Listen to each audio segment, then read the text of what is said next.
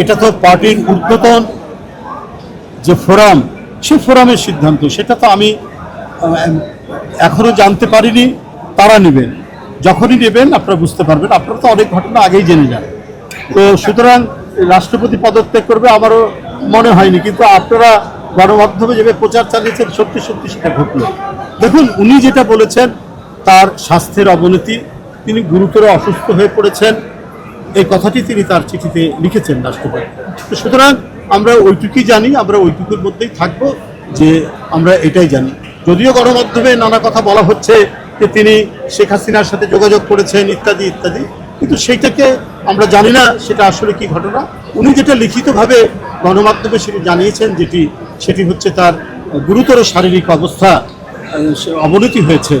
তো সেটাই আমরা জানি এবং সেই কারণেই তিনি পদত্যাগ করেছেন। আমরা এইটুক পর্যন্ত ধরে নিতে পারি।